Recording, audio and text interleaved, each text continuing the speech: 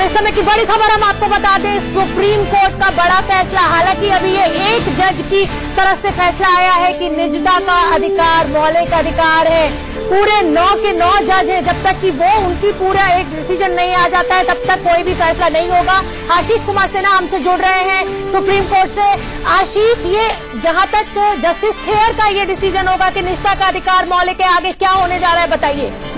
देखिए, ये supreme court के 9 जजों का फैसला है। सुप्रीम कोर्ट की संवैधानिक पीठ का फैसला है कि निजता का अधिकार मौलिक अधिकार के दायरे में आता है। ये सबसे बड़ी बात है, क्योंकि अभी तक 2 जजमेंट आए थे। एक MP शर्मा का जजमेंट आया था और एक खड़क सिंह का जजमेंट आया था, जिसमें कोर्ट ने कहा था कि निजता का अधिकार मौलिक अधिकार नहीं है। लेकिन सुप्रीम कोर्ट ने इन दोनों ही संवैधानिक पीठ के जो फैसले थे उसको पलट दिया है और राइट टू प्राइवेसी को मौलिक अधिकार के दायरे में ला दिया है। केंद्र सरकार के लिए ये फैसला बड़ी मुसीबत बनेगा, क्योंकि आधार का जो भविष्य है इसी फैसले पर टिका हुआ था। अब सुप्रीम कोर्ट इस बात की सुनवाई करेगी कि आधार पे जो हमारे डाटे लिए जा रहे हैं वो कहीं राइट टू प्राइवेसी का उल्लंघन तो नहीं। लेकिन सबसे बड़ी बात यह है कि right to privacy fundamental right यानी मौलिक अधिकार है। आशीष, मैं सिर्फ इतना जानना चाहूंगी, क्योंकि 9 जजेस की बेंच है और हमने 3 तलाक के मामले में देखा था कि पहले जज ने जब कहा तो हमने उसको ब्रेकिंग बना दिया, लेकिन जब बाकी जजों का निकल के आया तो वो कुछ और रिजल्ट निकल के आया। तो क्या ये 9 के 9 जजों का ये मानना है? क्या ये मेजॉरिटी जजमेंट है आशीष?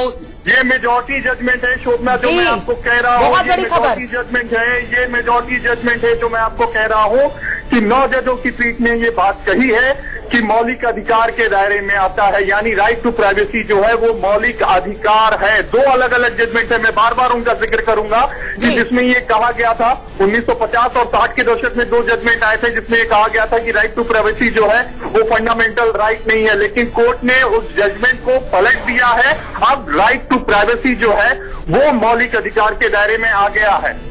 बहुत बड़ी खबर आशीष, आप जो बता रहे हैं हमें कि निजता का अधिकार मौलिक अधिकार है और ये वो मौलिक अधिकार के दायरे में आ गया है। बहुत बड़ी खबर आशीष, आप जो बता रहे हैं हमें कि निजता का अधिकार मौलिक अधिकार है और ये मेजॉरिटी बेंच ने दे दिया है। सुप्रीम कोर्ट की 9 जजों की खंडपीठ का ये बड़ा फैसला आ गया है। ये देश के हर नागरिक से जुड़ा हुआ फैसला है और 9 जजों की सर्वसम्मति से ये कहा गया है। उसमें राइट टू प्राइवेसी को क्लियर कह दिया है कि ये जो आर्टिकल 21 फंडामेंटल राइट है, तो राइट टू प्राइवेसी वो 21 का पार्ट है, इसलिए ये भी एक फंडामेंटल राइट है। और जो पहले 8 जजेस की बेंच थी जिसमें 1954 में MP शर्मा में होल्ड किया था कि right to privacy is not a fundamental right, उस जजमेंट को ओवररूल कर दिया। उसके बाद 1962 में जो दूसरी जजमेंट आई थी खड़क सिंह की, उसको भी ऑनरेबल सुप्रीम कोर्ट ओवररूल कर दिया है। यानी कि 8 जजेस की बेंच और जो बाद में खड़क सिंह की बेंच, दोनों को ओवररूल करके आज ऑनरेबल सुप्रीम कोर्ट के 9 जजेस ने ये कह दिया है कि right to privacy is a fundamental right. अब जो बाकी इश्यूज हैं, जैसे दूसरे इश्यूज होते हैं कि वो फंडामेंटल राइट जब होल्ड हो गया तो आधार कार्ड या जितने और भी इश्यूज है जो इनकम टैक्स से रिलेटेड है, तो उनमें कोई भी ऐसी इन्फॉर्मेशन जो आपकी राइट टू प्राइवेसी को इन्फ्रिंज करेगी तो वो वायलेटिव होगी। क्योंकि पहले ये माना जा रहा था कि गवर्नमेंट को ये राइट है इंटरफेयर करने का राइट टू प्राइवेसी में भी, लेकिन अब जब ऑनरेबल सुप्रीम कोर्ट ने ये होल्ड कर दिया कि right to privacy is a fundamental right incorporated within the parameters of article 21, इसका माना ये हुआ कि कोई भी ऐसी गवर्नमेंट की पॉलिसी या इंस्ट्रक्शन या रूल या रेगुलेशन या एक्ट जो प्राइवेसी को इंटरफेयर करेगा वो स्ट्रक डाउन किया जा सकता है। क्योंकि हमारे संविधान में क्लियर लिखा हुआ है कि कोई भी रूल रेगुलेशन जो फंडामेंटल राइट को इन्फ्रिंज करती हो तो that is liable to be struck down, वो वायलेटिव है। इसलिए क्योंकि आज तक फंडामेंटल राइट नहीं था तो राइट टू प्राइवेसी का हनन हो सकता था, लेकिन आज क्योंकि ऑनरेबल सुप्रीम कोर्ट ने क्लियर कर दिया है कि यह फंडामेंटल राइट है, इसका मायना ये हुआ कि अगर राइट टू प्राइवेसी इंटरफेयर होती है तो वो धारा प्रोविजन को स्ट्रक डाउन किया जा सकता है। इसका आधार के ऊपर बहुत बड़ा इम्पैक्ट पड़ेगा। आधार के ऊपर इम्पैक्ट पड़ेगा क्योंकि जो आपकी बायोमेट्रिक डाटा डिस्क्लोज हो जाता है, हालांकि पीछे ऐसे भी पता लगा कि गवर्नमेंट की वेबसाइट पे कुछ आपका प्राइवेट जो डाटा है वो वेबसाइट पे आ गया, तो इसका बेशक एक्सीडेंटली आया हो, लेकिन इसका मतलब ये हुआ कि जो इंडिविजुअल का जो राइट टू प्राइवेसी है, जो फंडामेंटल राइट का पार्ट है, वो वायलेट हो रहा था। लेकिन अब ये वायलेट नहीं हो सकेगा क्योंकि सबसे पहले डिसाइड करना ये था, क्योंकि जो MP शर्मा की जजमेंट थी 8 जजेस की, वो ये कहती थी कि ये फंडामेंटल राइट नहीं है। इसलिए प्रॉब्लम ये आ रही थी कि सिटीजन के लिए कि जब तक ये फंडामेंटल राइट की कैटेगरी में नहीं आएगा तब तक इसकी वायलेशन तो होती रहेगी, क्योंकि संविधान में सिर्फ ये लिखा है कि फंडामेंटल राइट अगर वायलेट होता है। क्या ये कहना सही होगा that now the citizens have the right to not give their biometric details as per Aadhaar because it's a fundamental right? हाँ, by insisting that it is a fundamental right, इसीलिए जो आधार कार्ड के थ्रू इन्फॉर्मेशन रिलीज होनी है वो right to privacy के अंतर्गत आने में इंडिविजुअल सिटीजन इसको डिनाई कर सकता है, मतलब इसको लिखने से मना कर सकता है, क्योंकि ये फंडामेंटल राइट है, इसका हनन हो रहा है। हालांकि हो सकता है इंडिविजुअल राइट्स के लिए सेपरेटली बेंचेस बन के उसको डिसाइड करें, लेकिन जहां तक ताल्लुक है मेन पिटीशन का, जो इसने ये चैलेंज किया था कि ये फंडामेंटल राइट है कि नहीं है, और 9 जजेस की बेंच इसलिए बनी क्योंकि 8 जजेस का फैसला ऑलरेडी उलट था कि ये फंडामेंटल राइट नहीं है। इसलिए आज बहुत बड़ी जीत है भारतीय सिटीजन के लिए कि फंडामेंटल राइट जब बन गया है तो उसके प्राइवेट राइट्स का हनन नहीं हो सकता।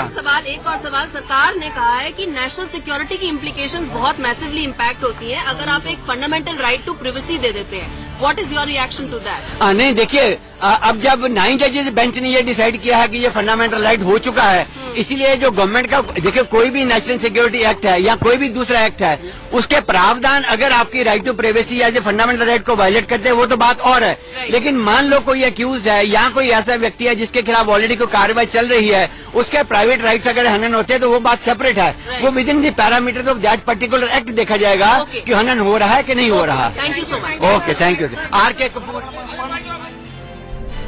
तो सुप्रीम कोर्ट की संवैधानिक पीठ का बड़ा फैसला, सुप्रीम कोर्ट की 9 जजों की खंडपीठ का फैसला आ चुका है और भारत के नागरिकों के हक में आया है।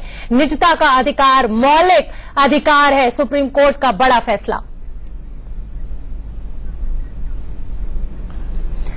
एनके सिंह जी, बड़ा फैसला नागरिकों के हक में सुप्रीम कोर्ट ने सुना दिया है। मैं जितना संविधान को समझ पाया हूं शोभना, मुझे लगता है कि अभिजात्य वर्ग की जीत है, गरीबों की बहुत बड़ी हार है। कैसे सर, ये बताइए। ये बहुत स्पष्ट है कि इसके बाद, क्योंकि मैं अभी वेट करूंगा, मुझे लगता नहीं है कि सुप्रीम कोर्ट ने इस तरह का जजमेंट दिया होगा जिसमें कि ऑपरेटिव पोर्शन इसका अभी देखना पड़ेगा कि रेशियो में क्या एग्जैक्टली है। इसको रेशियो डेसिडेंडी कहते हैं, जो मेन पार्ट ऑफ जजमेंट होता है, और जजमेंट से अलग हटके ऑर्बिटर डिक्टा होता है।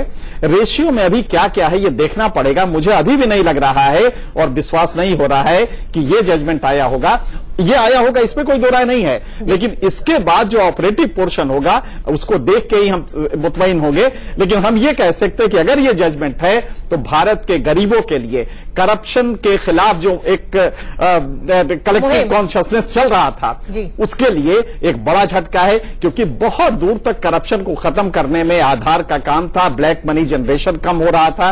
और अगर ये भी तो हो सकता है कि आधार के लिए जो अभी 5 जजों की जो बेंच है उसमें कुछ एक सीमा तय की जाए। 9 मेंबर कॉन्स्टिट्यूशन बेंच ने अगर कर दिया है तो 5 मेंबर उसी फ्रेमवर्क में ही उसको अपना डिसीजन लेना पड़ेगा और उससे अलग नहीं हट सकता। जैसे अटॉर्नी जनरल ने यह कहा था के वेणुगोपाल ने कि निजता को पूर्णतः मौलिक अधिकार नहीं माना जा सकता, मगर इसके कुछ हिस्सों को मौलिक अधिकार के तहत मैं इसी का वेट कर रहा हूं। बिल्कुल सही आप कह रहे हैं, चाहिए। ये सरकार ने एक रूम दिया था सुप्रीम कोर्ट को, तो हो सकता है कि सर जब डिसीजन आए, क्योंकि आएगा 400-500 पन्नों का, तो उसमें कहीं ना कहीं कुछ ऐसे प्रोविजंस दिए जाए और सरकार की ये जो आधार योजना है उसी का वेट कर रहा हूं, पूरा जजमेंट आ जाए, उसमें ऑपरेटिव पोर्शन रेशियो डेसिडेंडी पूरा पढ़ लिया जाए, तभी समझ में आएगा। लेकिन अगर ये जजमेंट है और ये मुख्तसर सा इतना ही इसका ऑपरेटिव पोर्शन है कि अब वो राइट आर्टिकल 21 का right to life and liberty में इसको शामिल कर दिया गया है, तो ये अभिजात्य वर्ग के लिए, क्योंकि लग्जरी है,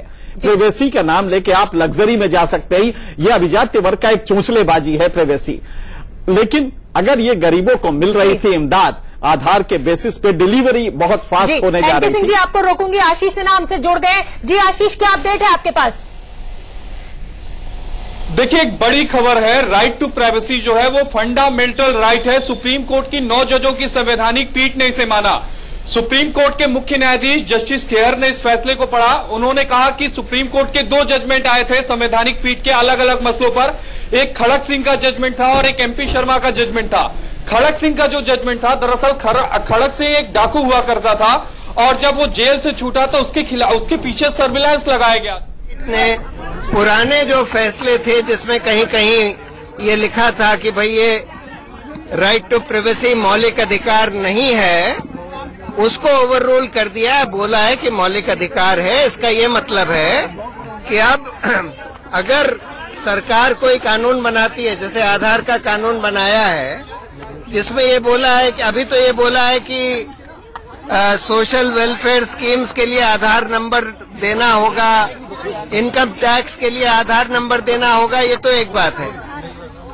इसको अब देखा जाएगा कि भाई ये एक रीजनेबल कानून है कि नहीं, जो कि रीजनेबल रिस्ट्रिक्शन आपके मौलिक अधिकार पर लगाता है। अगर मान लीजिए कल को सरकार ये बोले कि भाई आप जहां ट्रैवल करते हैं, रेलवे रिजर्वेशन के लिए, एयरलाइन रिजर्वेशन के लिए, आप जो खरीदते हैं उसके लिए भी आपको आधार नंबर देना होगा और ये सारी इन्फॉर्मेशन सरकार के पास जाएगी, तो ऐसे कानून को अनरीजनेबल रिस्ट्रिक्शन आपके प्राइवेसी के मौलिक अधिकार पर माना जाएगा और उसको, मेरी राय ये है कि उसको स्ट्राइक डाउन कर दिया जाएगा। लेकिन अभी तक जो आधार एक्ट है वो तो सिर्फ आधार को सोशल वेलफेयर स्कीम्स और इनकम टैक्स एक्ट में इनकम टैक्स रिटर्न के लिए लाजमी किया गया है। ये छोटी खंडपीठ देखेगी, लेकिन मेरी राय में इसको शायद do you think this will have the far-reaching implications that this will have as far as Aadhaar is concerned? Will it give the citizen the right to not share its biometric details? What happens as far as Aadhaar is concerned?